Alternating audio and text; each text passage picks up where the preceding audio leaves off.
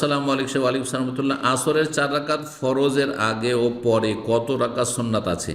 আমি শুনেছি আসরের 4 রাকাত ফরজের পূর্বে 4 রাকাত সুন্নাত আর 4 রাকাত ফরজের পরে 2 রাকাত সুন্নাত। এটা কি সঠিক? আগেরটা ঠিক যে 4 রাকাত আসরের আগে সে সুন্নাত, কিন্তু সুন্নাত মুস্তাহাব্বা ওলামারা বলছেন, সুন্নাতে মুআক্কাদা নয় বা সুন্নাতে রাতেবা নয়। সুন্নতের রাতে দিনের রাতে 10 অথবা 12। 10-এর হাদিস আব্দুল্লাহ বিন উমর রাদিয়াল্লাহু তাআলা আনহুমার, সেটাও পড়া যেতে পারে সহিহ বুখারীর। আর 12-এর হাদিস সহিহ মুসলিমের উম্মে হাবিবা রাদিয়াল্লাহু তাআলা আনহার। 12 যদি হয় তো জোহরের আগে কত? 4, আর জোহরের পরে হচ্ছে 2। আর যদি 10 হয় তাহলে জোহরের আগে 2 আর জোহরের পরে 2। এটা সুন্নাতে রাতেবা। আর একটি হাদিস জোহর সম্পর্কে রয়েছে, জোহরের আগে 4 আর পরে 4, সেটা সুন্নাতে মুস্তাহাব বা সুন্নাতে রাতেবা নয়। আসরের আগে কোনো সুন্নাতে রাতেবা নেই, মানে এই 12-র মধ্যে পড়ে না। তবে সুন্নাতে মুস্তাহাব বা ওলামারা বলেছেন, হাদিস একটি রয়েছে এই মর্মে।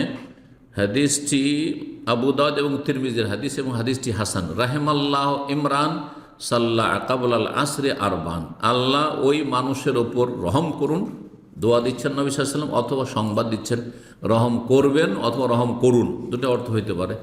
সাল্লা কাবুল আসরে আরবান, আসরের আগে যদি 4 পড়ে, আসরের আগে যেই ব্যক্তি 4 পড়ে তার উপর আল্লাহ কি করুন? রহম করুন। হাদিসটি একদল জয়ীফ বলেছেন, বেশ কিছু সনদ জয়ীফও আছে, কিন্তু সবগুলি মিলে আল্লামা আলবানী হাদিসটিকে হাসান বলেছেন। সুতরাং আসরের আগে 4 রাকাত কেউ পড়লে ভালো। আর না হলে তাহিয়াতুল মসজিদ পড়লো, মসজিদে গেলে তাহিয়াতুল মসজিদ পড়লো, অথবা বাসাতে তাহিয়াতুল ওযু পড়লো, তাহলে 2 রাকাত, তাহলে 2 রাকাত। জি, আসরের পরের 2 রাকাত সম্পর্কে জিজ্ঞেস করেছেন, এটার উত্তর দেওয়া খুব জরুরি।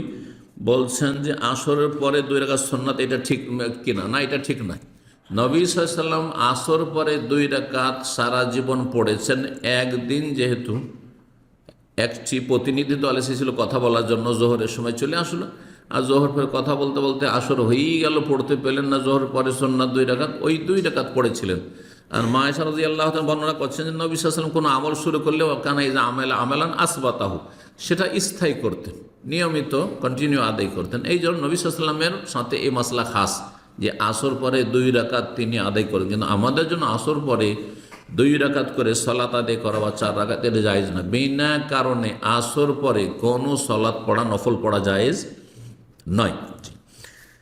সুতরাং আসর পরে কোনো সুন্নত নেই, একমাত্র যদি কাজা সলাত থাকে, বা কারণগত সলাত, মসজিদে গেছেন, মসজিদে বসবেন আপনি, অথবা ইস্তেখারা, হঠাৎ করে আপনাকে আসর পরে ইস্তেখারা করতে হবে, ইস্তেখারা 2 রাকাত পড়ছেন, কারণগত নামাজ এক কথায়, বিনা কারণে নয়।